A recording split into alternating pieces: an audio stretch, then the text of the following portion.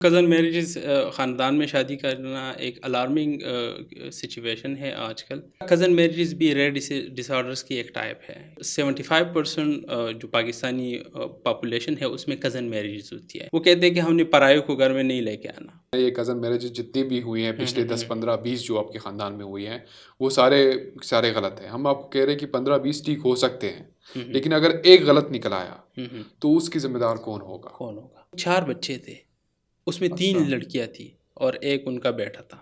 तो मैंने कहा कि ये आपने कपड़े क्यों इनके ब वो कहते हैं कि जब हम इनको उठाते हैं यहाँ से वॉशरूम तक ले जाते हैं तो इनका हाथ टूट जाता है। अच्छा, तो मतलब ये है कि रोज़ाना की बुनियाद पर इन बच्चों की हड्डियाँ टूटती हैं और हड्डियाँ उनको टूटती है। वो तमाम तकालीफ से गुज़रना पड़ता है, जो आपकी हड्डी टूटने से आपको जितना दर्द होता है। 3-4 बच्चे हो रहे होते हैं और वो हर एक फ़ैमिली का और वो हर बच्चा फ़ौत हो रहा होता है, एग्ज़ैक्टली, ठीक है? बिल्कुल। और ये बहुत बड़ा नंबर है। हुँ, कोई 20 से 25 25 बच्चे रोज़ाना की बुनियाद पर एबनॉर्मल एबनॉर्मल पैदा हो रहे हैं। Exactly. It's a very alarming number doctor साहब। अगर आप एक बीमारी को उसका हल नहीं निकाल सकते, अब उसका इलाज नहीं है इस मुल्क के अंदर, तो आप फिर किस चीज़ के ऊपर काम कर रहे हैं?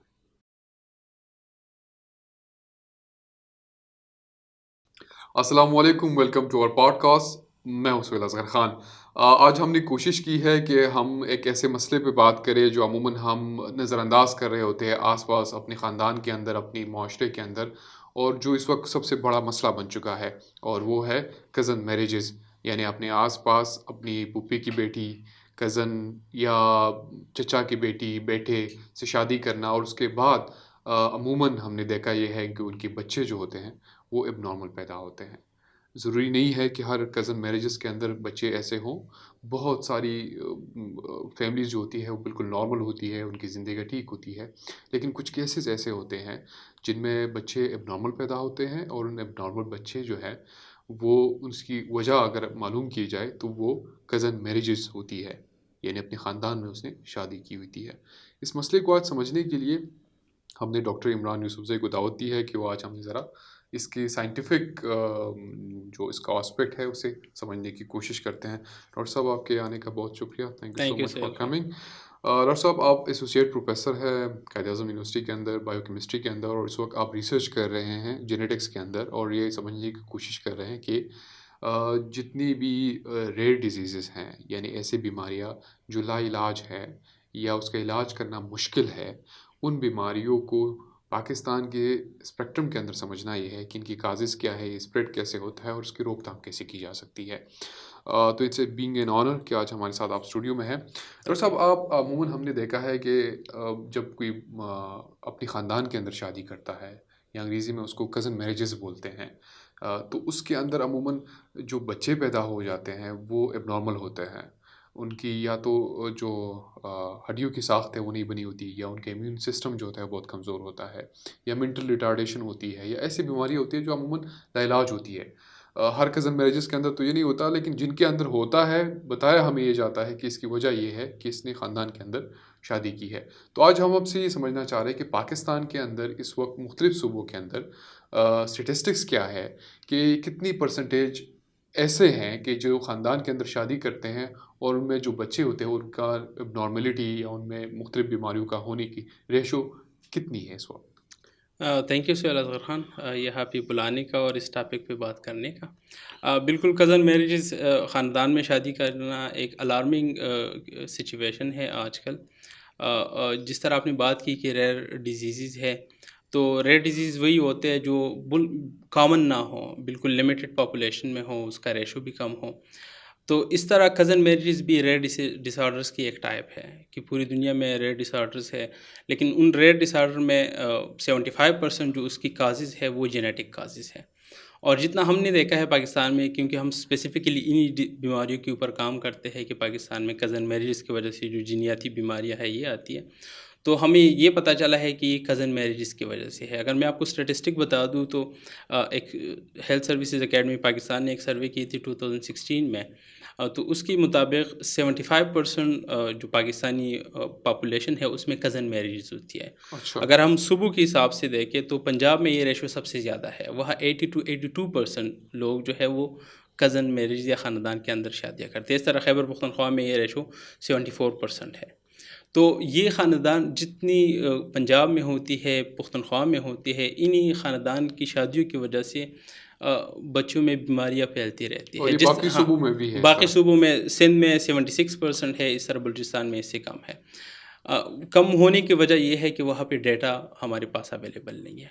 ठीक है। अच्छा, इसका जो जो हम बात कर रहे हैं कि कज़न मैरिज की वजह से, जिस तरह आपने बात की कि हर कज़न मैरिज ज़रूरी नहीं है कि उसकी वजह से बीमारियाँ हो, लेकिन अगर कज़न आपस में शादियाँ करे और उनमें वो जीन हो जो जिसके वजह से वो मर्ज़ आता है, तो उनमें रेशो 3:1 होता है कि मतलब उनके हर 4 बच्चे जो होंगे उसमें पॉसिबिलिटी है कि एक बच्चे में बीमारी हो। लेकिन अगर किसी ख़ानदान में पहले से एक बच्चे में बीमारी है, वो बड़ा होता है, फिर वो कज़न से शादी करता है, तो ये पॉसिबिलिटी, ये प्रोबेबिलिटी फिर ज़्यादा हो जाती है। ठीक है। तो ये हमें ज़रा ये भी समझने की ज़रूरत है डॉक्टर साहब कि हमें ये भी बताएँ कि आप तो ये कह रहे हैं कि 75% जो है वो कज़न मैरिजेज़ होती है। अब इन 75% में कितनी परसेंटेज ऐसे हैं जो बीमारियों का शिकार होते हैं पाकिस्तान के अंदर? ऐसे कोई स्टैटिस्टिक्स है हमारे पास? पाकिस्तान के अंदर ये स्टैटिस्टिक नहीं है, लेकिन ठीक हम है, ग्लोबल डाटा को लेते हैं, ठीक है? और ठीक उसकी है। बेस पे फिर हम प्रिज़्यूम करते हैं कि क्या पाकिस्तान में क्या पॉसिबिलिटी हो सकती है। मैं आपको हुँ, 1-2 मिसालें देता हूँ। यूरोप में जो कज़न मैरिजेज़ है, वो लेस देन 1% है। 1% से भी कम कज़न मैरिज होती है। ठीक है। वहाँ पे जेनेटिक डिसऑर्डर की जो प्रोबेबिलिटी है, वो 1 इन टू 5000 है कि 5000 अच्छा बच्चों आप ये में स अच्छा 5000 बच्चे जो अगर यूरोप में पैदा होते हैं तो तो उसमें उसमें एक जो में जीनयाती बीमारी होती है वो सिर्फ़ एक बच्चे की होती एक है। बच्चे में, ठीक है? ठीक है। इस तरह गल्फ़ की एक कंट्री है, 2023 में रिसेंटली वहाँ सर्वे हुई है, वहाँ कज़न मैरेजेज़ का परसेंटेज है 54%। अच्छा, एक 50 इस्लामी हाँ, मुल्क में जहाँ पे एक सर्वे किया गया और वो उसमें प्रॉपर सर्वे है, डेटाबेस, हर 1300 बच्चों में एक एक बच्चा जो बच्चा एबनॉर्मल है। ठीक है, अब इसके साथ आप कोरिलेट करें, पाकिस्तान में 75% कज़न मैरेजेज़ है। सो जहाँ पे 54% में 1300 में से एक बच्चा एबनॉर्मल आता है, 75% में कितना आएगा? सो अगर उस परसेंटेज को हम देखें तो पाकिस्तान में 1 इंटू 500 बनता है अच्छा। कि जो मतलब कज़न आप ये मैरिज कह होते रहे हैं हैं, कि हमारे पास तो प्रॉपर डेटा नहीं है, नहीं है। लेकिन जो ग्लोबल डेटा है उसको अगर हम देखें, तो देखिए, उसके अंदर हर 500 बच्चे जो हुँ, कज़न मैरेजेज़ के थ्रू पैदा होते हैं, उसमें एक उसमें एक एबनॉर्मल बच्चा होगा, एब्नॉर्मल होता है। एबनॉर्मल होता ये है। बहुत बढ़िया नंबर है इस वक़्त क्योंकि एग्ज़ैक्टली, पाकिस्तान में रोज़ाना की बुनियाद पर 17,000 बच्चे पैदा होते हैं। हाँ, ठीक है, अगर 17,000 बच्चे पैदा हो रहे हैं और उसमें आप देखें 75% जो है वो कज़न मैरेजेज़ है, तो आप ये देखिए तकरीबन कोई 13-14 हज़ार बच्चे जो है वो कज़न मैरेजेस के थ्रू पैदा एग्ज़ैक्टली, हो रहे हैं, ठीक हो गया? फिर इसको और आसान बनाते हैं कि 13-14 हज़ार में तकरीबन हमारे पास आ गए कोई 20 से 25 25 बच्चे रोज़ाना की बुनियाद पर एबनॉर्मल, एब्नॉर्मल पैदा हो रहे हैं। Exactly. It's a very alarming number doctor साहब और ये हमें अमूमन इस पे कोई बात करता नज़र नहीं आता और दूसरी चीज़ ये है कि ना गवर्नमेंट इसके ऊपर बात कर रही है, ना कोई और सोशल एक्टिविस्ट या हमारे जितने भी सोशल मोबिलाइज़र्स हैं इसके ऊपर बात नहीं करती। आज आपको बुलाने का मकसद ये था कि इसको थोड़ा-सा समझते हैं। जी, अभी थोड़ा-सा हम इसको ज़रा ये समझते हैं कि कैसे होता है, लेकिन उससे पहले ये समझने की ज़रूरत है कि अगर हमें ये बताया जाए कि भई आप अपने ख़ानदान के अंदर शादी करें, तो वो कौन से ऐसे अवामिल होते हैं जो आजकल हम देखते हैं क्योंकि हमें ये लगा होता है ना कि हमें अपने ख़ानदान के अंदर किसी बाहर बंदे को लाके नहीं बिठाना। हमने अपने ख़ानदान में किसी और को बाहर शादियाँ नहीं करनी और ये चीज़ अमूमन मुल्क के हर हिस्से में है।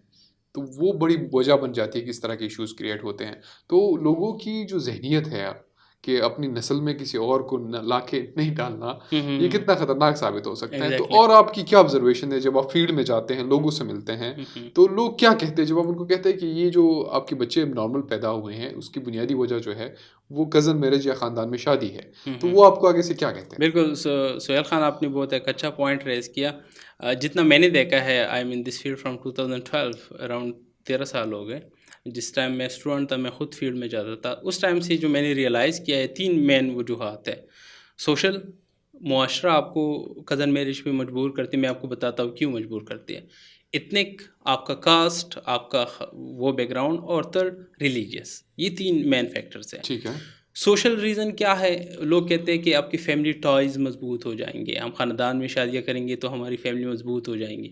वो कहते हैं ना कि ख़ानदान से बाहर शादियाँ करें तो वो बच्चे फिर एक-दूसरे को नहीं जानते और हमारा ख़ानदान ख़त्म हो जाएगा। हुँ, तो हुँ। अपनी फैमिली टाइज़ को स्ट्रॉन्ग करने के लिए वो क्या करते हैं? वो कज़न मैरेजेस करते अपनी हैं। नस्ली बुनियादों पे नस्ल और ये जब हम कबाइल में थे उस हुँ, वक़्त से ये चीज़ आ रही है कि आपका कबाइल और कितना मज़बूत है जिसमें आपकी जो शरह है वो ज़्यादा हो और बाहर से बंदा ना हो। हुँ, हुँ, हुँ, तो वो सिस्टम अभी चूँकि दुनिया बहुत बदल गई है हुँ, लेकिन हुँ। हमारी रिवायत नहीं और बदले। सेकंड इसमें एक चीज़ मैं ऐड कर दूँ कि इसमें दूसरी जो चीज़ है ना वो इनहेरिटेंस है कि आपकी जायदाद है। आप अपने कज़न के साथ आपका चाचाज़ाद है, जो भी है आप शादी कर लेते हैं। आपका वो जायदाद आपके ख़ानदान के अंदर ही रहता है, हुँ। बेटी की तरफ से भी और बेटे की तरफ से भी। तो लोग यही कहते हैं कि हमारा विरासत जो है वो जायदाद है वो एक ही जगह पे रहेगा, ठीक है? और ठीक है। सबसे बड़ा जो सोशल नॉर्म है ना जो मैंने सुना है, वो कहते हैं कि हमने पराये को घर में नहीं लेके आना। अच्छा। हमने घर के अंदर ही करना हाँ, है। ये अमूमन तो बड़ी ये सिंपल सी ये चीज़ें सा हैं। ज़्यादा हमारे सोशल और एथनिक इश्यूज़ है। इसके अलावा रिलीजियस इश्यूज़ क्या है? वो ये है कि हमारे रिलीजन में इस्लाम में अल्हम्दुलिल्लाह वो कज़न मैरेज को एनकरेज करते हैं, ठीक है? ये कोई गलत नहीं है कि आप कज़न मैरेजेस करें, लेकिन जितनी इसकी प्रॉज़ है, जितनी इसके फ़ायदे हैं, उतनी उसके नुकसानात भी है। तो इस चीज़ पे बात होनी चाहिए कि अगर किसी ख़ानदान में कज़न मैरिज हो रही है, वहाँ पे बीमारियाँ आ गई, तो उनको फिर बताना चाहिए कि इस्लाम आपको इस चीज़ से भी मना करता है कि आप फ़र्दर ये ना करें। ये आपके ख़ानदान के लिए या आपके आइंदा नस्ल के लिए नुकसानदेह है। तो ये 3 चीज़ है जिसकी वजह से हमारी सोसाइटी में, पाकिस्तान में कज़न मैरिजेज़ एनकरेज होती है और ज़्यादा ठीक है। आप ये होती है। कह रहे हैं कि हमारा मज़हब जो है उसमें अमूमन ये कहते हैं कि आपस में शादियाँ करें या अपने आस-पास देखें, वो एक अच्छी चीज़ है और बहुत सारी शादियाँ जो होती हैं वो कामयाब होती है, वो अमूमन हर ख़ानदान में ये चीज़ है। लेकिन आप ये कह रहे हैं कि आपको मज़हब तो इजाज़त देता है कि आप करें, ठीक है? लेकिन वहाँ पे आपको मज़हब ये भी बताता है कि जब आपके पास कोई ऐसी बीमारी आए ख़ानदान के अंदर हुँ, जिसकी बुनियादी वजह कज़न मैरेजेज़ हो, तो आप वहाँ पे इस चीज़ की रोकथाम के लिए भी काम करें। हुँ, हुँ, ये भी ज़रूरी है। ऐसा नहीं है कि फिर आप कहें कि भई ये तो हमें मज़हब के थ्रू एक इजाज़त मिली है कि आपस में शादियाँ करें हुँ, और हुँ, उसके बाद अपने ख़ानदान में शादियाँ करें, उसको प्रेफ़र किया जाता है। लेकिन उसके बाद अगर उसमें कोई केस ऐसा आ जाता है जो एब्नॉर्मैलिटी का हो, जहाँ पे हुँ, रेयर डिज़ीज़ेज़ सामने आएँ, हुँ, तो हुँ। वहाँ पे आप ये कहते हैं कि भई आप उस चीज़ को फिर रोकें। ये नहीं हो सकता कि आप ये कहें कि भई ये तो सब कुछ अल्लाह की तरफ से हो रहा है और जो इंसान की बिल्कुल, अमल दख़ल है, बिल्कुल। वहाँ पे आप इंटरवीन करें इस चीज़ के ऊपर, काम मैं करें। मैं मैं इसके साथ आपको एक छोटी-सी स्टोरी भी सुनाता हूँ, जो हमारी फ़ील्ड में हमारे सामने आई थी। हम लोग क्या करते हैं कि हमारे रिलीजियस स्कॉलर हमारा मज़हब तो नहीं कहता, लेकिन हमारे अक़ायद ऐसे हैं कि हम हर चीज़ अल्लाह पे छोड़ देते हैं, हुँ, ठीक है? हुँ। मैं एक इस्लामाबाद में एक टर्शियरी केयर हॉस्पिटल्स है, बहुत बड़ा हॉस्पिटल है, मैं वहाँ गया था। एक इम्यून डिफ़िशियंसीज़ की एक फ़ैमिली थी, उसकी सैंपलिंग के लिए। जब मैं वहाँ गया तो वो डॉक्टर मुझे कह रहा था कि सर हम तो वो बच्चे से ब्लड नहीं ले सकते, उनकी अम्मी हमें मना कर रही है और आप आके उनसे बात कर लें। मैं वहाँ चला गया, वो न्यूनेटल आईसीयू में था, उधर मैं जब चला गया तो बच्चे को माँ ने बिल्कुल गोद में पकड़ा हुआ था। हुँ, तो हुँ। मैंने उनको कहा कि मैडम आपसे मैंने बात करनी है। वो कह रही थी कि ये मेरा चौथा बच्चा है, जो जिसको ये बीमारी है और 3-4 महीने इसकी ज़िंदगी होती है और फिर ख़त्म हो जाती है। अच्छा। तो मैंने कहा आप मुझे इनसे ब्लड लेने थे। तो उन्होंने कहा कि क्या अगर ब्लड आप ले लेंगे तो क्या आप इसका इलाज कर लेंगे?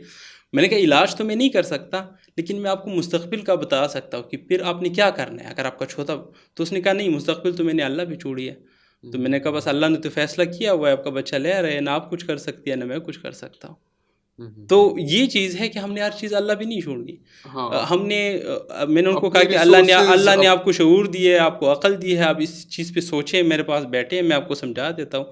उसके बाद उनको मैंने समझाया, उनसे डिस्कशन हो गई। तो ये चीज़ है कि मज़हब हमें बताता है, हमें सिखाता है, लेकिन उसके साथ हमें अक़ल शऊर भी दी हुई है कि आप चीज़ों को देख के फ़ैसले करें। हुँ, हुँ। मज़हब में ये नहीं है कि आपने कज़न मैरिज ही करनी है और किसी के साथ शादी नहीं करनी।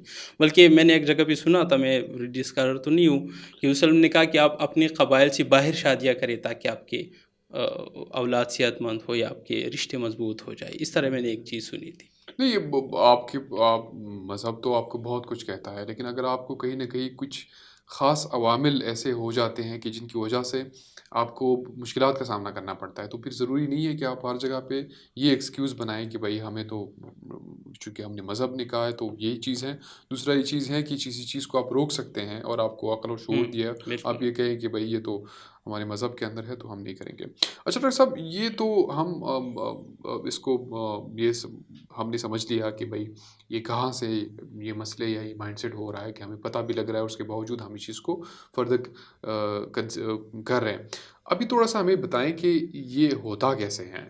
मतलब मैं अगर आस-पास में हमारे भी ख़ानदान में बहुत सारी शादियाँ हुई हैं, वो सब ठीक-ठाक है अल्हम्दुलिल्लाह, ठीक है? तो ये जो एक आध केस निकल आता है, तो वो कौन-सी ऐसी जेनेटिकल फ़ॉर्मेशन है, जेनेटिकल म्यूटेशन आप इसको कहते हैं, हुँ, हुँ। वो क्या ऐसा प्रोसेस होता है जिसके थ्रू ये एक बच्चा जो होता है या 2 बच्चे जो होते हैं या एक फैमिली के अंदर ये चीज़ निकल आती है कि उसमें फिर रेयर किस्म की बीमारियाँ पैदा होती हुँ। हैं? बिल्कुल सैल खान, ये थोड़ा साइंटिफ़िक है, मैं कोशिश करूँगा कि लेमन अल्फ़ाज़ में इसको बयान कर दूँ। हमारे जिस्म के अंदर एक केमिकल मटीरियल है जिसको हम डीएनए कहते हैं, ठीक है? ठीक है। अब वो डीएनए जो है वो विरासत में हमें मिलता है। हुँ, हुँ। जब एक बच्चा पैदा होता है उससे पहले उस डीएनए का कुछ हिस्सा माँ की तरफ से आता है, आधा हिस्सा बाप की तरफ से आता है, ठीक है? अब मसला ये होता है कि वो डीएनए हमारी इन्फॉर्मेशन इनहेरिट करते हैं, ठीक हुँ, है? हुँ, हुँ। मिसाल के तौर पर मैं कहता हूँ कि किसी का आई कलर जो है वो ग्रीन है। हुँ, हुँ। उनकी नीली आँखें हैं। वो नीली आँखें इस वजह से है कि डीएनए के अंदर ऐसी कोई इन्फॉर्मेशन है कि वो आके बताती है कि इसकी आँखों का कलर नीला होना चाहिए। किसी के हेयर कलर ब्लॉन्ड होता है, ब्लैक होता है। ये सारी इन्फॉर्मेशन हमें डीएनए की तरफ से आती है, ठीक है? ठीक है। अब डीएनए के अंदर क्या होता है कि अब माँ-बाप तो बिल्कुल ठीक है। लेकिन माँ-बाप के अंदर 2 कॉपीज़ होती है एक जीन की। जीन का मैं थोड़ा-सा बता दूँ कि जीन क्या है। ये जो डीएनए है इसके ऊपर डिफरेंट सेगमेंट्स, फ्रैगमेंट्स होते हैं, अच्छा। मुख्तलिफ हिस्से इसमें होते हैं और हर हिस्से का अपना-अपना काम होता है कि इसका काम है कि ये आँखों का कलर डिसाइड करेगा, वो है उसका हाइट बताएगा, वो है उसके हाथ बताएँगे कि कैसे बनने हैं। अब ये इसके लिए हर सेगमेंट की जो जीन है वो 2 पेयर्स में होते हैं, ठीक है? ठीक है। अब इसमें अगर एक डिफेक्टिव हो, एक में मसला हो और एक बिल्कुल ठीक हो उसका पैर, तो वो डिफेक्टिव को ये सप्रेस करता है। वो ठीक अच्छा, वाला अपना काम करता है, ठीक है? और अच्छा। वो फ़ादर या उसके माँ-बाप में वो मसला नहीं आता। लेकिन जब उनकी शादी हो जाती है, ठीक है? वो दोनों आपस में उनका जो बच्चा आता है, उनमें अगर यहाँ से भी वो डिफेक्टिव एलील आ गया और यहाँ से भी वो अच्छा। डिफेक्टिव आ गया, तो वो आके बच्चे के अंदर उसके अलामात ज़ाहिर हो जाते हैं। ठीक है, अगर इसमें एक भी एक डिफेक्टिव है तो कुछ नहीं होगा। लेकिन एग्ज़ैक्टली। अगर दोनों में एक-एक डिफेक्टिव है, हाँ। तो वो जो आने वाले बच्चा होगा उस पे उसका कोई न कोई असर ज़रूर होगा। बिल्कुल, अगर वो दोनों माँ-बाप से वही जीन आ गया, उससे भी हुँ, डिफेक्टिव आ गया और माँ से भी और बाप से भी, तो बच्चा डिफेक्टिव होगा। इसी वजह से हम कहते हैं ना कि प्रोबेबिलिटी है 3 टू 1 1। कि हर 4 बच्चों में से चांस ये है कि एक बच्चा डिफेक्टिव होगा क्योंकि अच्छा। 3 बच्चों में तो वो ठीक-ठीक चले जाएँगे, लेकिन ये चांस है कि एक बच्चे में वो आएगा। अच्छा, ठीक है, ये तो हमने आपसे समझ लिया। अब हमें ज़रा बताएँ कि इस वक़्त जो रेयर बीमारियाँ हैं, वो कौन-सी है? ऐसी बीमारियाँ जिनका इलाज करना मुश्किल होता है या नामुमकिन होता है? और उसकी वजह जो बुनियादी होती है, वो कज़न मैरेजेज़ या ख़ानदान में शादियाँ होती है, वो कौन-सी ऐसी बीमारियाँ हैं, वो ज़रा हमें बताएँ? अगर हम ग्लोबली देखें हुँ, हुँ। तो जो रेयर डिज़ीज़ेज़ है उसकी 10,000 से ज़्यादा अक़साम हैं। अच्छा। हाँ, 10,000 से ज़्यादा अक़साम है। पाकिस्तान में जो मोस्ट कॉमन है या जिस पे हमने काम किया हुआ है उसमें आपकी हड्डियों की बीमारियाँ आती जो हैं, बुनियादी तौर पे उसकी बुनियादी वजह जो होती है, वो जो ख़ानदान में शादी होती ख़ानदान है, में वो शादियाँ। बीमारियाँ। अच्छा मैं आपको थोड़ा-सा ऐड कर दूँ कि हमारे पास जो डिज़ीज़ पे हम काम कर रहे हैं इसलिए मैं बार-बार ख़ानदानी में शादियों की बात कर रहा हूँ कि हम सिर्फ़ उन बीमारियों पे काम कर रहे हैं, जो ख़ानदान में शादियों की वजह से आते हैं। हाँ। हम किसी ऐसी हम आपसे और भी हाँ, वही सुनना चाह रहे हैं कि इस वक़्त हम ज़रा फ़ोकस रहें क्योंकि जी। 10,000 बीमारियाँ हैं। हुँ, तो हम हुँ। चाह रहे हैं कि वो बीमारियाँ जो ख़ानदान में शादी करने के बाद बच्चों में पैदा होती है, हाँ। उस पे ज़रा आप उस उसको मैं थोड़ा-सा उसको ब्रॉडली बता देता हूँ एक ठीक है। कि अगर हम हड्डियों की बीमारियों की बात करें, हुँ, हुँ। तो हड्डियों की बीमारियों के कोई 700 से ऊपर अक़साम हैं, अच्छा, ठीक ठीक है? है। और उस 700 से ऊपर अक़साम में अभी तक 2023 की जो सर्वे है उसमें कोई 500 से ऊपर जीन्स इन्वॉल्व है, जो मैंने आपको बात की कि जीन क्या है। पाकिस्तान में उन हड्डियों की बीमारियों की जो अभी तक रिसर्च हुई है 2023 में हमारा एक दोस्त है सऊदी में होता है डॉक्टर उमैर, उनने एक सर्वे की थी कि पाकिस्तान में 72 ऐसी जीन्स अभी तक आइडेंटिफाई हुए हैं जिनकी जो बोन डिसऑर्डर्स को या हड्डियों की बीमारियों का सबब बनते हैं, ठीक है। अच्छा। इस तरह इसके अलावा स्किन के डिसऑर्डर्स है। स्किन के डिसऑर्डर बहुत सिवियर भी नहीं होते, सिवियर फॉर्म में वो स्केल्स बनते हैं। इसके अलावा हेयरलेस है, जो बिल्कुल गंजे और जिनके बिल्कुल बाल नहीं होते, जिसको हम गंजे कहते हैं। डेफनेस है, गूंगे बहरे जिसको हम कहते हैं, ये है। इसके अलावा जो मैंने आपको पहले एक बात बता दी, इम्यून डिफिशेंसीज, जो हमारा क़ुव्वत मुदाफ़ियत है, उसकी बहुत सारी ऐसी बीमारियां हैं जो पाकिस्तान में है, और उसके जिसके भी बाद हम मतलब कम बच्चे अमूमन 2-3 महीने के दो अंदर तीन फ़ौत महीने उनकी एक एक्सपेक्टेंसी यही होती है कि 2 से 3 महीने, और 2 से 3 महीने भी वो ऐसे होते हैं कि उनको अपने स्पेशल केयर के अंदर रखना होता है, न्यूनेटल आईसीयू के अंदर रखना होता है, उसको कोई एक्सपोजर बाहर और की नहीं हमने देनी देखा है। ये डॉक्टर साहब कि इस तरह के बच्चे जो पैदा होते हैं, ये जो आप कह रहे हैं इम्यून सिस्टम जिनका कमज़ोर होता है या नहीं होता, हम्म। वो बच्चे 3-4 बच्चे हो रहे होते हैं और वो हर एक फैमिली का और वो हर बच्चा फ़ौत हो रहा होता है। एग्जैक्टली, ठीक है? बिल्कुल। और ये बहुत बड़ा नंबर है। हम्म। और जिस तरह आप बता रहे हैं कि ये जो बोन डिफ़ॉर्मिटी है, जो हड्डियों की, जहाँ पे हड्डियाँ नहीं बनती बच्चे की, तो वहाँ पे आपने ऐसे कौन से केसेस देखे हैं जो बहुत ज़्यादा सीवियर केसेस होते हैं और आपने आपने देखे तो आपको खुद बड़ी हैरत हुई है कि ये बच्चे सर्वाइव कैसे कर रहे हैं? सुहेल खान, फील्ड में हम बहुत घूमते हैं, बहुत सारी केसेस हमने देखी है जो बोन डिफॉर्मिटीज़ के होते हैं। लेकिन 2012 मुझे अब भी याद है, इट वाज जुलाई 2012, हम अपने होम टाउन स्वात गए थे। स्वात से आगे एक मियादम का इलाका है, आपको ही पता होगा, वहाँ हम गए थे। मेरे पास हमारे पीएचडी सीनियर थे, उस टाइम मैं एमएस का स्टूडेंट था। हम एक घर में गए, वहाँ किसी ने हमको कहा कि वहाँ पैदाइशी ऐसे बच्चे हैं जो पैदाइशी बीमारियाँ हैं, जो चल फिर नहीं सकते, उन्हें हमें ये बात बताई। हुँ, हुँ। अब उस घर में जब हम गए तो पहले हमने उनकी बाप से बात की, उनकी परमिशन ली, उनका कंसेंट लिया। उन्होंने फिर हमें कहा कि आप आ जाइए, बच्चों को देख लें। तो वह जब मैं गया तो 4 बच्चे थे, उसमें 3 अच्छा। लड़कियां थी और एक उनका बेटा था। और वो चारों बिल्कुल उनके लिए लकड़ी की वो छोटी-छोटी कुर्सियाँ सी बनाई हुई थी और उनको उसमें बिठाया हुआ था। तो और उनके जो हाथ थे ना, उसमें डिफरेंट मुख्तलिफ़ कलर के उसमें कपड़े से बांधे हुए थे। तो मैंने उनको कहा, उस टाइम हमें पता नहीं था कि क्या मसला है ना, हम तो जस्ट सुना था हमने। तो मैंने उनको कहा कि इनका मसला क्या है, हुँ, और हुँ। आपने इनको ये छोटी-छोटी लकड़ी के कुर्सियों पे क्यों बिठाया हुआ है? तो कहते हैं कि इनकी हड्डियाँ नहीं बन रही। डॉक्टर ने हमें ये बताया कि इनकी हड्डियाँ नहीं बन रही। तो मैंने कहा कि ये आपने कपड़े क्यों वो कहते हैं कि जब हम इनको उठाते हैं यहाँ से वॉशरूम तक ले जाते हैं तो इनका हाथ टूट जाता है। अच्छा। और वो कहते हैं कि मैं हॉस्पिटल तो इनको नहीं लेके जा सकता, 4 बच्चे हैं, रोज़ाना मैं कैसे हॉस्पिटल लेके जाऊँगा? तो मैं घर में ही कपड़ा लेके उनके हाथ से बाँध देता हूँ। तो आप ये कह रहे हैं कि 4 अ, बच्चे मुख्तलिफ कुर्सियों पे उनको बाँध के कपड़ों से हाँ, उनको बाँध के रखा होता है, उन्हें इसलिए कि वो हिले-जुले नहीं, आगे-पीछे ना जाएँ, गिर-विर गए तो वो हड्डियाँ टूट जाती है। तो मतलब ये है कि रोज़ाना की बुनियाद पर इन बच्चों की हड्डियाँ टूटती है और हड्डियाँ उनको टूटती है। वो तमाम तकालीफ से गुज़रना पड़ता है, जो आपकी हड्डी टूटने से आपको जितना दर्द होता है रोज़ाना। और उनको फिर मैंने कहा, जब उस फैमिली को हमने कलेक्ट किया, उसको जो इन्वेस्टिगेट किया, तो वो एक बोन डिफॉर्मिटी है, उसको हम कहते हैं ऑस्टियोजेनेसिस इम्परफेक्टा, कि अच्छा, जिसमें जो हड्डी है वो कार्टिलेज होता है, वो हड्डी नहीं होती। अच्छा। ठीक है। तो ऐसे केस थे, और अभी तक जब मैं सोचता हूँ ना कि वो उस बच्चों का अभी क्या हाल होगा, क्योंकि हम कुछ कर नहीं सकते। अच्छा, ये उसके इसमें उसके थोड़ा-सा हाँ, उसके जो पेरेंट्स से मैंने बात की, उनको मैंने कहा कि क्या आपके आपस में रिश्ते हैं? जब उन्होंने मुझे बताया तो उसकी जो जनरेशन थी, बिल्कुल पीछे से वो उनके कज़न मैरिज हो रही थी, और अच्छा। उनकी फैमिली में ये पहला केस था जिसमें ये आई थी, और अनफॉर्चुनेटली 4 बच्चे हुए थे और चारों के चारों में अच्छा, वो हम ये डिजीज़ नहीं था। कह रहे हैं कि उसके जो पीछे जितनी भी कज़न मैरेजेस हुए थे, बाप-दादा के वक़्त से आ रहे होते हैं हुँ, नस्लों के अंदर, उसमें बिल्कुल ठीक था सब कुछ। बिल्कुल, आखिर में इस फ़ैमिली का वो निकला है। निकल आया। आपके और मेरे बात करने का मकसद ये है ना कि हम ये नहीं कहते कि सारा जो सिस्टम है, ये कज़न मैरेजेस जितनी भी हुई हैं हुँ, पिछले हुँ, 10, हुँ, 15, 20 जो आपके ख़ानदान में हुई हैं, वो सारे सारे गलत हैं। हम आपको कह रहे हैं कि 15-20 ठीक हो सकते हैं, हुँ, हुँ, लेकिन अगर एक गलत निकल आया, हुँ, हुँ, तो उसकी ज़िम्मेदार कौन होगा? कौन होगा? ठीक है? ठीक है? और ये जो डिफ़ॉर्मिटीज़ होती है, यानी आपका इम्यून सिस्टम काम नहीं कर रहा, आपकी हड्डियाँ नहीं बन रही, ठीक है?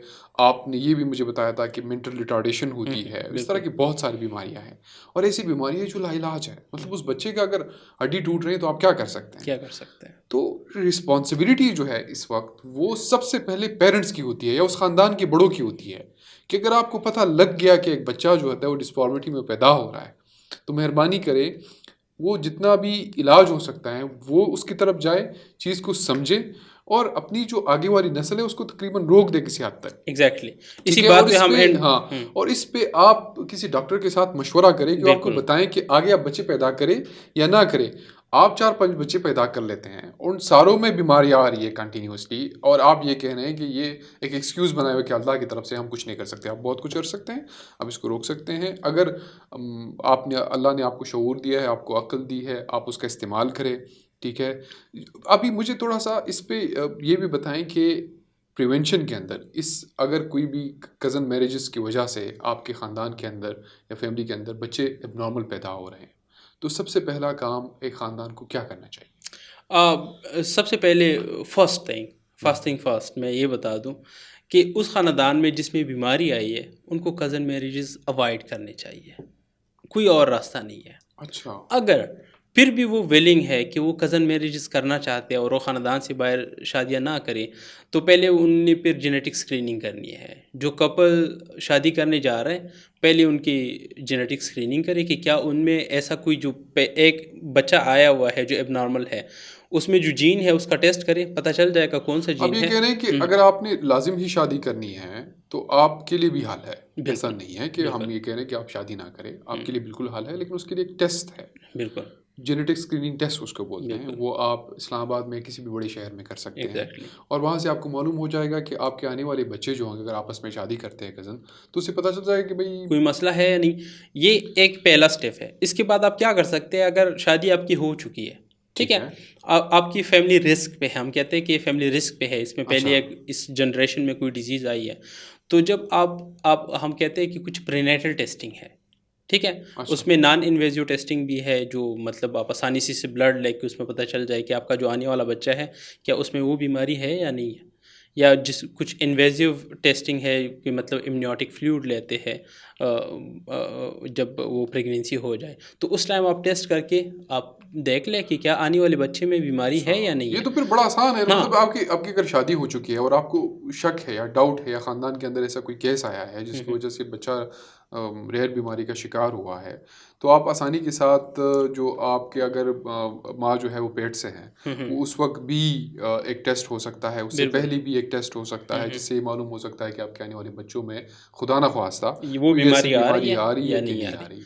तो उसके मतलब आपके बाद पास पहले भी सिक्योर है शादी से हुँ, पहले, हुँ। उसके बाद भी आपके पास एक ठीक-ठाक रास्ता है जिसको आप अपना सकते हैं। बिल्कुल, बिल्कुल। जी, तो यही चीज़ है कि आप टेस्टिंग करें, वो फिर डिसाइड करें पेरेंट्स कि क्या उन्हें कंटिन्यू करना है या उसको कंटिन्यू नहीं करना, वो उन पे है। अच्छा, वो डिसीज़न फिर कोई क्लिनिशियन या कोई रिसर्चर नहीं लेता, ठीक है? ठीक है। लेकिन इस पे बाद में शायद बात करेंगे कि प्रिवेंशन की तो ये रीज़न है, लेकिन लोग फिर क्यों नहीं करते? अच्छा, इस पे आते हैं डॉक्टर साहब, मुझे थोड़ा-सा आपने ये भी बताना है कि फॉर एग्ज़ाम्पल एक बच्चा जो है, एक माँ जो है पेट से है और उसको उनको मालूम हो जाना है खुदा ना ख़वास्ता कि उसमें ख़ास बीमारी जो है, वो इस बच्चे के अंदर है। तो यहाँ पे तो अबॉर्शन जो है या बच्चे को जो गिराना होता है, वो एक इंतहाई गलत अमल है और इस्लाम हमें मना करता है। तो ऐसे मामले में आपका किसी मज़हबी स्कॉलर से इस पे बात हुई है कि इस हवाले से उन्होंने क्या तरीक़ाकार वज़ाह किया है? इस सिचुएशन में कि आपको प्रेगनेंसी के अंदर ही पता चल जाए कि आपके बच्चे को कोई ना कोई बीमारी रेयर है। बिल्कुल इस पे काफ़ी सारा लिटरेचर है, पूरी दुनिया में जो मज़हबी रहनुमा हैं उनने अपनी फ़तवे दी हुई है कि आप किस टाइम अबॉर्शन कर सकते हैं। लेकिन जो पाकिस्तान का फ़तवा है अब ईयर तो एग्ज़ैक्टली मुझे नहीं याद, लेकिन जो मैंने लिटरेचर पढ़ा है तक़ी उस्मानी साहब ने एक हुँ, फ़तवा हुँ। दिया है कि अगर आपका बच्चा इस तरह कोई पैदाइशी बीमारी हो, तो आप 120 डेज़ तक, 120 दिन तक, जो 4 महीने बनते हैं मेरे ख़्याल में, उस टाइम तक आप अबॉर्शन कर सकते हैं। लेकिन उन्होंने उस फ़तवे के अंदर ये शर्त लगाई है कि वो क्लिनिशियन डिसाइड करेगा या जो डॉक्टर है वो डिसाइड करेगा अच्छा। कि क्या ये आने वाला बच्चा आना चाहिए, वो पेरेंट्स के साथ बात करेगा। उन्हें ये फ़तवे में नहीं लिखा कि आप बिल्कुल करें। हुँ, हुँ। उन्हें फिर वो हेल्थ केयर सेक्टर के ऊपर डाला हुआ है कि वो आपका क्लिनिशियन, आपका डॉक्टर ठीक और है। वो पेरेंट डिसाइड करेंगे कि क्या इस बच्चे को अच्छा, रखना ये है या मैं नहीं थोड़ा-सा रखना। और आसान कर देता हूँ कि ये जो रेयर बीमारी, अगर खुदा न ख़वास्ता किसी माँ को ये मालूम हो जाए कि जिसके पेट के अंदर जो बच्चा है उसके अंदर ये रेयर बीमारी की जो मालूम हुआ है टेस्ट के ज़रिए, तो उस वक़्त तक 4 महीने तक वो उससे पहले-पहले जो है वो बच्चा जो है उसका अबॉर्शन कर सकते हैं, ठीक है? लेकिन उसके बावजूद अगर कोई ऐसी बीमारी है जिसके साथ रहा जा सकता है, हुँ। उसकी ज़िंदगी चल सकती है, या ज़रूरी तो नहीं है कि हर रेयर बीमारी बहुत ज़्यादा सीवियर हो, तो वो डॉक्टर्स आपके लिए डिसाइड करते हैं। बिल्कुल, वो जो मेडिकल ऑफिसर हैं जिनके थ्रू आपका इलाज हो रहा है, उनके साथ डिसाइड करें कि ये जो रेयर बीमारी आएगी उसके साथ उसका सर्वाइवल रेट कितना बड़ा है। बिल्कुल, तो उसकी बुनियाद पे डॉक्टर आपको ये कह सकता है कि भाई इसको बच्चे को अबॉर्ट करें, या इस बच्चे को आप आने दें बिल्कुल। पैदा करें। इसमें ये है कि रेयर डिसऑर्डर ज़रूरी नहीं जेनेटिक डिसऑर्डर की बहुत से पेयर हो। डेम एंड डेफ जो गूंगे बहरे हैं वो हमारी सोसाइटी में बिल्कुल ठीक होते हैं, सिर्फ़ वो सुन और बोल नहीं सकते। हुँ। वो अलग है कि एक सोशल इम्प्लिकेशन उसकी है कि वो सोसाइटी में किस तरह ज़िंदगी गुज़ारते अच्छा, हैं। मुझे तो बताएँ कि जेनेटिकल कि उसकी वजह से तो बहुत सारी बीमारियाँ आप कह रहे हैं 10,000 से ज़्यादा बीमारी है जो जेनेटिक्स या जीनियाती वजह से आपके बच्चों में पैदा होते हैं। डॉक्टर साहब, मुझे ज़रा आसान लफ्ज़ों में ये बताएँ कि कितनी ऐसी रेयर बीमारियाँ हैं जिनकी बुनियादी वजह ख़ानदान में शादी होती है, अमूमन वजह? जी। वो उनके ज़रा मुझे थोड़ा-सा नाम के हद तक बता देंगे? बहुत सारी ऐसी बीमारियाँ हैं। टॉप पे अगर मैं रखूँ हड्डियों वाली बीमारी है, ठीक ठीक है। है? इसके अलावा मेंटल रिटार्डेशन है। आपने कुछ बच्चे देखे होंगे हुँ। जिनके छोटे-छोटे सर होते हैं, हाँ, ठीक है? हाँ, बिल्कुल, बिल्कुल, माइक्रोसेफेली बिल्कुल। उसको हम हाँ, हाँ, कहते हैं। हाँ। वो जेनेटिक डिसऑर्डर है, ऑटोसोमल रिसेसिव है, ठीक कज़न है। मैरिजेज़ और की उसके वज़ह से अंदर ये बनता भी हो है। सकता है कि वो ज़हनी बीमार भी बच्चे पैदा हो सकते हैं, कमज़ोर होते हैं ज़हनी बिल्कुल, तौर पर। मेंटल रिटार्डेशन जो मैं मेंटल रिटार्डेशन का नाम ले रहा हूँ तो उसमें सारी दिमागी हाँ, हाँ, हाँ, बीमारियाँ हाँ। हैं, अच्छा, ठीक, ठीक ठीक। है? इसके अलावा आपकी स्किन की बीमारियाँ हैं, जो स्किन की है, एलोपेशिया है जिसमें बिल्कुल गंजे होते हैं, जिनके बिल्कुल बाल नहीं बनते, ठीक है। गूंगे बहरे हैं, क़ुव्वती मुदाफ़ियत की बीमारियाँ हैं, तो ये बहुत सारी बीमारियाँ हैं जो और जेनेटिक इसमें ऐसा डिसऑर्डर की भी वजह है से कि कहते हैं। आपके जो पाँव है या हाथ है वो नॉर्मल साइज़ से कम पैदा बिल्कुल, होते। उन सबको हम बोन डिफ़ॉर्मिटीज़ में जो हड्डियों की हाँ, बीमारियाँ है वो जो हम कहते हैं, अच्छा। छोटे-छोटे कद के बच्चे आपने देखे होंगे, उनके हुँ। बोन्स प्रॉपर नहीं बनते। और ये ऑटिज़्म वग़ैरह इसमें आते हैं कि नहीं, वो नहीं होता? ऑटिज़्म का कज़न मैरिजेज़ के साथ डायरेक्ट रिलेशन नहीं है, ठीक है। ठीक है? उसमें जो जीन्स है वो डोमिनेंट भी हो बाकी तो सकते आप हैं। कह रहे हैं 10,000 हाँ, बीमारियाँ हैं, लेकिन वो प्रोमिनेंट ये हैं हुँ, जो हमें सोसाइटी में अमूमन नज़र बिल्कुल, आते हैं। बिल्कुल। तो लिस्ट तो बहुत बड़ी है, ठीक है? लेकिन पाकिस्तान में जो हमने काम किया है, बोन डिफ़ॉर्मिटीज़ के अंदर हमने बहुत सारी भी काम किया है क्योंकि 700 से ऊपर है, तो वो बहुत ज़्यादा है। उसके अगर मैं इनलिस्ट करूँ सो हमने बहुत 100 से ऊपर बीमारियों पे हमने काम किया हुआ है। सो ये बहुत कॉमन है। अब अगर मैं आपको वही जो मैंने आपको डॉक्टर उमैर की बात की, उन्होंने 2023 में एक और आर्टिकल सिर्फ़ बोन डिफ़ॉर्मिटीज़ पे लिखा हुआ था, ठीक है? तो उसमें उनने अभी तक जो पाकिस्तान में है 200 से ज़्यादा केसेस पंजाब में से रिपोर्टेड है कि 200 से ऊपर जो केसेस है वो पंजाब से रिपोर्टेड है।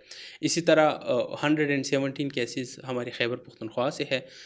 अराउंड 200 केसेस सिंध से है जिसको रिसर्चर ने रिपोर्ट किया है कि हाँ ये कज़न मैरिजेस की वजह से है और इसमें ये वाली चीज़ें इन्वॉल्व है। अमूमन ये भी ऐसे बच्चे भी होते हैं जिनको ना सुन सकते हैं, ना बोल सकते हैं, ना वो मतलब देख सकते हैं, और वो एक जिस्म पड़ा रहता है, बिल्कुल, जो पूरी ज़िंदगी उनके माँ-बाप उनकी एग्ज़ैक्टली, खिदमत में एग्ज़ैक्टली, गुज़ार देते हैं, और उसका एग्ज़ैक्टली। फिर बड़ा मुश्किल होता है आगे इसमें ज़िंदगी। एक बीमारी का नाम मैं अभी तक मैंने बोला नहीं, एक है जिसको हम कहते हैं डीएमडी, डुशेन मस्कुलर डिस्ट्रॉफी, अच्छा। जिसमें बच्चे बिल्कुल ठीक होते हैं लेकिन जैसे-जैसे उनकी उम्र बढ़ती रहती है, इवन वो एडोलेंस में बड़े भी हो जाते हैं, उनकी जो मसल्स है वो वीक होते जाते हैं। अच्छा, वो टाइम से पहले बूढ़े हो जाते हैं, उनकी मसल्स प्रॉपर काम नहीं करते, ये बहुत कॉमन है, अच्छा, पाकिस्तान में ये भी है। ठीक है। अमूमन मतलब पैदा होते हैं तो ठीक होता है ठीक उसके होता है बाद। लेकिन टाइम के साथ वो चलिए, ये इट्स क्वाइट हमारे लिए तो बड़ी अजीब चीज़ ये है कि मसला इस मुल्क का ये है कि अगर मेरे ख़ानदान में एक चीज़ नहीं हो रही तो मैं उस पे बात नहीं करूँगा, ठीक है? और अगर एक्सटेंडिव ख़ानदान में कोई बात है तो वो सब कुछ हम आंखें बंद कर लेते हैं, और हम ये नहीं सोचते कि ये क्यों हुआ, कैसे हुआ? सुहेल खान, इसके साथ मैं ऐड करूँ अभी जब मैं आ रहा था तो मैं यही सोच रहा था और मैं सुबह एक आर्टिकल पढ़ रहा था कि पाकिस्तान में जो डायबिटीज़ है हुँ, हुँ। 1:10 रेशो है कि हर 10 लोगों में से एक एक वो बंदा डायबिटिक है, शुगर है जिसको। ठीक है? अब जेनेटिक डिसऑर्डर अगर हम इस तरह छोड़ दें ना कि ना किसी को बताएं ना किसी को मना करें, तो क्या जब इस स्टेज पे पहुंचेगा तो तब हम सोचेंगे, जब फिर और डायबिटीज़ तो मैनेजेबल है, जेनेटिक डिसऑर्डर तो मैनेजेबल भी नहीं है, फिर क्या करेंगे? बस अब ये सवाल मैंने आपसे करना था कि अगर आप एक बीमारी को उसका हल नहीं निकाल सकते, अब उसका इलाज नहीं है इस मुल्क के अंदर, तो आप फिर किस चीज़ के ऊपर काम कर रहे हैं? अ, बहुत अच्छा क्वेश्चन आपने पूछा और जो हमारी रिसर्च है उसमें इवन हमारे अपने लोग भी पूछते हैं जो वेल एजुकेटेड है कि जब एक चीज़ का इलाज नहीं है तो फिर क्या फ़ायदा, ठीक है? हमारी रिसर्च का सबसे पहला जो इम्पैक्ट डायरेक्ट सोसाइटी पे जाता है वो है अवेयरनेस, ठीक है? और अवेयरनेस के साथ हम क्या करते हैं, वी डू जेनेटिक काउंसलिंग। हम जेनेटिक काउंसलिंग करते हैं। हम अगर किसी इलाके में जाते हैं, अब पिछली गर्मियों में मैं गया था नारायण कागान, मैंने अच्छा। 10 दिन वहाँ गुजारे थे। तो जहाँ पे कज़न मैरिजेस थी, जहाँ भी बीमारियाँ थी, उनको मैंने समझाया कि ये आपकी बीमारी किस वजह से आ रही है। और जब हम लैब में काम करके वो रिज़ल्ट हमारे पास आते हैं कि कौन सी जीन में म्यूटेशन है, तो हम वो पूरी रिपोर्ट उनको प्रोवाइड कर देते हैं फ्री ऑफ कॉस्ट। उनको बता देते हैं कि आपकी इस फलां जीन में म्यूटेशन है, अपने कज़न मैरिजेस को अवॉइड करें। फिर भी अगर कज़न मैरिज करनी है तो शादी से पहले इस जीन का टेस्ट करें, दोनों में। अच्छा, ठीक है, अगर शादी के से पहले नहीं कर सकते तो आने वाले बच्चे प्रेगनेंसी के टाइम में करें। ठीक है, तो सबसे एक चीज़ जो है, हम जेनेटिक काउंसलिंग करते हैं, हम सोशल अवेयरनेस देते हैं। ठीक है। जहाँ आपने बात की कि जिसका इलाज ना हो, हुँ, हुँ। अब रेयर डिसऑर्डर मैंने शुरू में हमने बात की थी कि 75% इसके काजेज़ जेनेटिक्स है हुँ, हुँ। और 95% का कोई इलाज नहीं, लेकिन 5% का है। 5% कैसे है कि अगर आपके पास कोई बीमारी है जो जिसको हम कहते हैं मोनोजेनिक हो, जिसमें सिर्फ एक जीन इन्वॉल्व हो, एक जीन की वजह से वो अच्छा, बीमारी आ रही, और वो कोई मेटाबॉलिक डिसऑर्डर हो, जिस तरह मैंने इम्यून डिफिशिएंसी की आपको बात की। अच्छा। इसके पीछे एक बहुत इंटरेस्टिंग कहानी है, लेकिन वो साइंटिफिक है। तो उसका इलाज है। 2016 में यूरोपियन एफडीए ने, जो उनका food and drug administration authority, उनने एक ड्रग अप्रूव किया था स्ट्रिमवेलिस के नाम से। ठीक है, वो स्ट्रिमवेलिस एक इम्यून क़ुव्वती मुदाफ़ियत की एक बीमारी है जिसको हम स्किट कहते हैं, सीवियर कंबाइंड इम्यून डिफिशिएंसी। ठीक है। उसमें एक जीन इन्वॉल्व है एडीए, हुँ, हुँ। एडिनोसिन डीअमाइनेज। उस जीन को उनने स्टेम सेल्स के साथ मिलाया और उसका एक ड्रग बनाया। अब वो अच्छा, लोग सिर्फ वो ले रहे हैं और उनमें जो एडीए एंजाइम है वो नॉर्मल बन रहा है। तो अच्छा। वो वाले पेशेंट अब सर्वाइव कर रहे हैं। और ये कौन-सी बीमारी है? ये सिवियर कंबाइंड इम्यून डिफिशिएंसी, क़ुव्वती मुदाफ़ियत की एक बीमारी है। अच्छा। ठीक है? मतलब आप ये कह रहे हैं कि अगर 100% बीमारियों का हम आपके पास इलाज नहीं है, तो अराउंड 5% ऐसी बीमारियाँ हैं जिनके ऊपर काम करके, रिसर्च बिल्कुल। करके उस हुँ, पर काबू पाया गया है एग्ज़ैक्टली, और उसका इलाज अब आ रहा है। बिल्कुल। और आप ये भी कह रहे हैं कि अगर हम ये रिसर्च कंटिन्यू करते हैं, तो हुँ, हमें पाकिस्तान के अंदर ये मालूम हो जाएगा कि जो जेनेटिकल म्यूटेशन हो रही है, जो ख़ानदान के अंदर ये जीन्स आ रहे हैं, उनकी बुनियादी वजूहात क्या है? हुँ, हुँ। कौन से ऐसी जेनेटिकल म्यूटेशन ऐसे हैं जिनकी वजह से कौन सी खास बीमारियां पैदा एग्ज़ैक्टली, हो रही है एग्ज़ैक्टली। और उस बीमारियों को हम किस तरह रोक सकते हैं या प्रॉप या मुस्तकबिल हम कैसे इसको प्रिडिक्ट कर सकते हैं। एग्ज़ैक्टली, एक पूरा डेटाबेस बन रहा है। जिस तरह मैंने आपको हम्म, बताया ना कि डॉक्टर उमैर ने 2023 में एक आर्टिकल लिखा है, उसमें लिखा है कि पाकिस्तान में बोन डिफ़ॉर्मिटीज़ की 72 जीन्स हैं। हम्म, अब अगर पाकिस्तान की किसी ने स्क्रीनिंग करनी है तो पूरे डीएनए के बजाय आप उन 72 जीन्स को चेक करें, क्योंकि हमारे तो 20 टू 25,000 फंक्शनल जीन्स हैं हमारी अच्छा, बॉडी के अंदर। आप उसको चेक करेंगे तो कॉस्ट वहाँ तक जाएगा। वाह। आप सिर्फ़ इन चीज़ को चेक करेंगे तो कॉस्ट कम हो जाएगा। डॉक्टर साहब, आपने अमूमन ये भी देखा होगा कि आया हमारे जो मैं भी अक्सर डॉक्टर्स के साथ बैठता हूँ, मेरे बहुत सारे डॉक्टर्स दोस्त हैं, लेकिन किसी से मैंने जेनेटिक म्यूटेशन के ऊपर कोई बात नहीं सुनी। तो ये डॉक्टर्स इस मसले को कहाँ तक समझते हैं? सबसे जो मेन प्रॉब्लम है वो यहाँ पे आता है क्लिनिशियन, अच्छा, ठीक है? कि पेशेंट मिसडायग्नोज हो जाते हैं। अच्छा, हमारे डॉक्टर बहुत लायक डॉक्टर है, लेकिन उनको जेनेटिक बीमारियों का, जेनेटिक टेस्टिंग का, इसके बारे में बहुत कम इन्फॉर्मेशन है। ठीक तो है। वहाँ पे गैप आ जाता है। इसी वजह से हम इस्लामाबाद में एक टर्शियरी केयर हॉस्पिटल के साथ हमारी कोलैबोरेशन है, उनको हमने समझाया हुआ है कि जब आपके पास कोई पेशेंट आएगा, उनमें ये सिम्पटम्स हो तो आप हमें बुलाएँ। हम आके उनकी सैंपल लेंगे, उनकी जेनेटिक स्क्रीनिंग आप ये करेंगे। कह रहे हैं कि डॉक्टर्स भी इस मसले को उस तरह नहीं समझते जिस तरह उनको समझना चाहिए। समझना चाहिए एग्ज़ैक्टली, और उसका उनका इल्म बहुत कम होता है डॉक्टर्स का, काइंड ऑफ अमूमन, एग्ज़ैक्टली, अमूमन कम क्योंकि होता है। वो बाकी जो इन्फेक्शियस डिज़ीज़ है अपनी स्पेसिफ़िक फ़ील्ड में वो ज़्यादा इंटरेस्टेड होते हैं, लेकिन उसकी जो जेनेटिक काज़ेज़ है उसमें उनका इंटरेस्ट नहीं होता या उनको प्रॉपर इन्फॉर्मेशन नहीं होती। ठीक है, तो आपका जो रिसर्च है इस वक़्त एक डाटा कलेक्ट कर रहा है जो बाकी जितने भी डॉक्टर्स हैं, उनकी अवेयरनेस में, उनको हुँ, चीज़ें हुँ। समझने में काफ़ी हेल्प आउट करेगा। एग्जैक्टली हम बहुत सारे हॉस्पिटल्स के साथ जॉइंट काम करते हैं, और आजकल ये कोई 10 साल पहले जो डॉक्टर की अवेयरनेस थी जेनेटिक इन्फॉर्मेशन के थ्रू, वो बहुत कम थी, क्योंकि उनका अपना क्लिनिक्स और हॉस्पिटल तक उनकी लाइफ होती है, वो रिसर्च में नहीं हुँ। आते। लेकिन अभी माशाल्लाह बहुत सारे डॉक्टर्स हैं जो हमारे साथ कोलैबोरेटिव काम करते हैं और इट्स जेनेटिक में क्वाइट इन्वॉल्व हैं। Interesting, it's quite inspiring. आप बहुत बड़ा काम कर रहे हैं और हमारी गुड विशेस आपके साथ हैं। थोड़ा-सा डॉक्टर साहब इसको ज़रा समझने की कोशिश करते हैं कि इस वक़्त पाकिस्तान के अंदर जेनेटिक जेनेटिक जितनी भी बीमारियाँ पैदा हो रही हैं, इस पे कोई पॉलिसी है, कोई कानून है, कोई ऐसी चीज़ है कि फॉर एग्ज़ाम्पल मैं आपको एक एक एक चीज़ बताता हूँ कि अगर फॉर एग्ज़ाम्पल एक ख़ानदान है, उसके अंदर कज़न मैरिजेस की वजह से बार-बार बच्चे पैदा हो रहे हैं और वो एबनॉर्मल है। तो क्या पाकिस्तान के ऐसा अंदर कोई कानून पॉलिसी है कि उस ख़ानदान को रोका जाए कि भई आप आगे बच्चे पैदा ना करें? ये जो है आप एक ख़ुद के ऊपर भी और रियासत के ऊपर भी एक ज़िम्मेदारी डाल रहे हैं उसकी जो ट्रीटमेंट है उसके ऊपर। या इस पे मैं गलत भी हो सकता हूँ, मेरी सोच गलत भी हो सकती है, मैं ये नहीं कह रहा हूँ, मेरे ज़हन में एक सोच है। या इस तरह की कोई एग्ज़ाम्पल बाहर किसी कंट्री में है? पाकिस्तान में अनफॉर्चुनेटली नो, ऐसी कोई लेजिस्लेशन, ऐसा कोई लॉ नहीं है अच्छा। अप टू माय इंफॉर्मेशन कि ऐसी कुछ हो कि आप कज़न मैरिज ना करें। अलबत्ता पंजाब गवर्नमेंट का एक उनकी एक अथॉरिटी। कज़न मैरिजेस ना करें अगर हाँ, बच्चे आपके ख़ानदान के अंदर एग्ज़ैक्टली, रेयर ऐसी कोई बीमारियों लॉ से नहीं पैदा है, हो रहे ऐसी थे। कोई लॉ वी नहीं आर है। नॉट सेइंग कि आप कज़न मैरिजेस ना करें। हाँ, बिल्कुल। पूरी दुनिया में बल्कि ऐसी कुछ कंट्रीज़ हैं, मैं साउथ कोरिया से होके आया हूँ, वहाँ लॉज़ है, लेजिस्लेशन है कि कज़न मैरिज आप नहीं कर सकते। अच्छा। बिल्कुल बैन है, ठीक है? जापान के अंदर बैन है, यूरोप के बहुत सारे ममालिक के अंदर बैन है।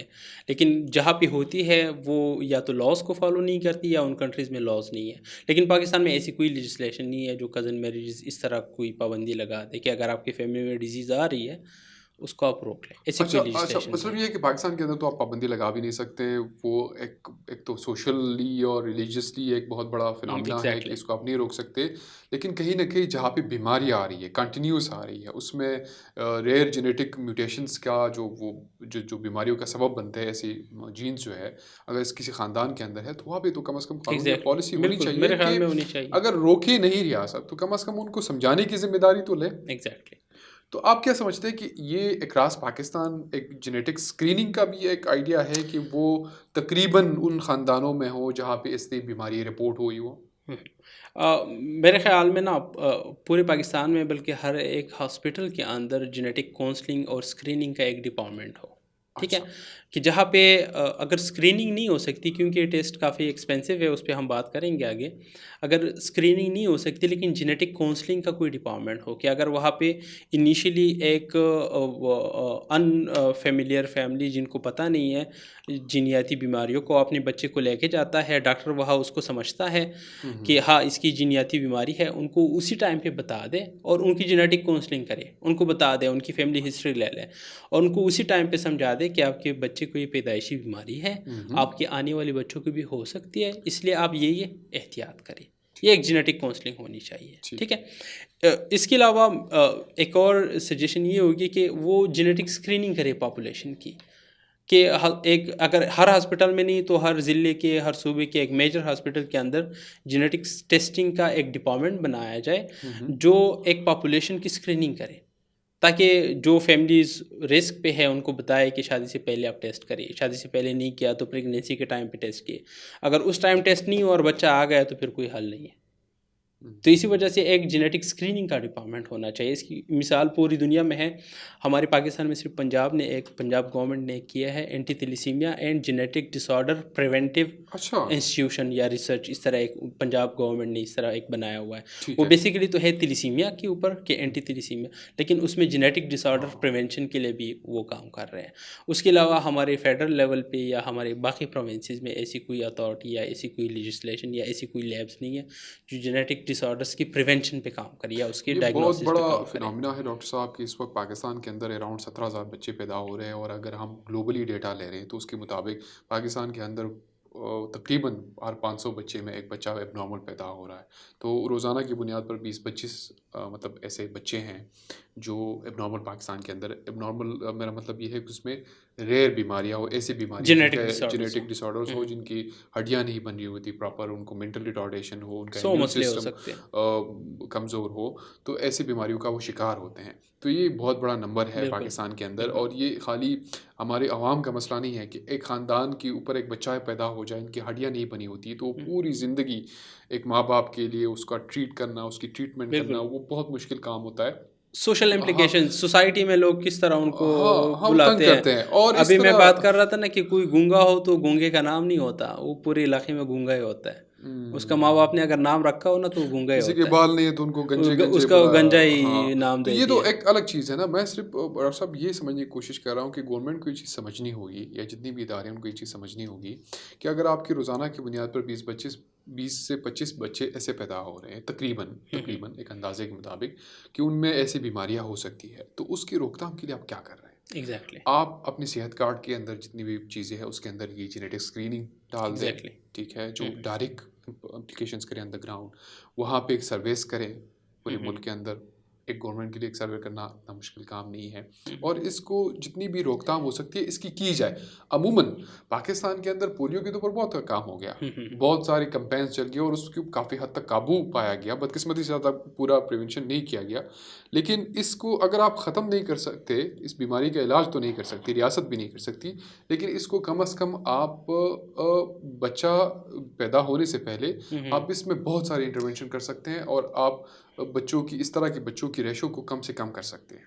बिल्कुल, सबसे इम्पोर्टेंट जेनेटिक काउंसलिंग और सोशल कैम्पेन, अवेयरनेस कैम्पेन। आप टीवी पे चलाएँ, आप रेडियो पे चलाएँ, आप सोशल मीडिया पे चलाएँ कि ये बीमारियाँ हैं, ये कज़न मैरिजेज़ की वजह से होती है, आप एहतियात करें। आपकी फ़ैमिली में अगर पहले कोई बीमारी आई है, तो आप फ्यूचर में स्क्रीनिंग करें, इस तरह की चीज़ें करें। ये बहुत ज़रूरी है। ठीक। अच्छा डॉक्टर साहब हमने तो इस पे बड़ी तफ़सीलन गुफ्तगू की आज की और हमने कोशिश ये है कि हम इसको डिफरेंट एस्पेक्ट से समझें। हम ये नहीं कह रहे हैं बार-बार ये चीज़ मैं इसलिए कह रहा हूँ कि हमारे यहाँ एक कॉन्सेप्ट है कज़न मैरेजेस का, ख़ानदान में शादी का कि ये तो हमारे मज़हब हमें कहता है कि आप करें। हमारे ये सोसाइटी चीज़ें होती कहती है। है, हुँ, सोसाइटी कहती है, हमारी ज़रूरत होती है बाज़ हम ये नहीं कह रहे हैं। कि आप कज़न मैरिजेस ना करें, ख़ानदान के अंदर शादियाँ ना करें। लेकिन बिल्कुल, अगर आपके ख़ानदान की शादी के अंदर ऐसे मसले हैं कि जहाँ पे रेयर बीमारियाँ पैदा हो रही हैं, बच्चों के अंदर ऐसी बीमारियों की सिम्पटम्स हैं, तो आप कम से कम शादी से पहले स्क्रीनिंग करें, मालूम करें कि आपस में जो शादियाँ कर रहे हैं, इससे जो आने वाले बच्चे हैं, उसमें किस हद तक अंदाज़ा है कि उसके अंदर रेयर बीमारियाँ होगी बिल्कुल। और गवर्नमेंट को उसको इंटरवीन करना पड़ेगा कि जहाँ पे इस तरह के बच्चे पैदा हो रहे हैं कंटिन्यूअसली और माँ-बाप उसको रोक नहीं रहे हैं, उसके इलाज के लिए स्क्रीनिंग्स नहीं कर रहे, उसको समझना नहीं चाहते, तो उनमें गवर्नमेंट की इंटरवेंशन बहुत ज़रूरी है। बिल्कुल, thank you so much doctor साहब for being with us, for sharing this much information और मैं बार-बार आपको ये चीज़ कह रहा हूँ कि इट्स क्वाइट इंस्पायरिंग जो आप काम कर रहे हैं। बिल्कुल। Thank you. हमारी गुड विशेज़ आपके हुँ, साथ हुँ। है। हम इंशाल्लाह एक और सेशन भी आपके साथ जल्द करेंगे इस इंशाल्लाह। चीज़ को और समझने के लिए और हमारी कोशिश ये होगी कि हम जितना भी पब्लिक को अवेयर कर सकें, हम कम से कम अपने हिस्से तक ज़िम्मेदारी निभा सकें। Thank you. Thank you so thank you much. Doctor thank साहब। यू।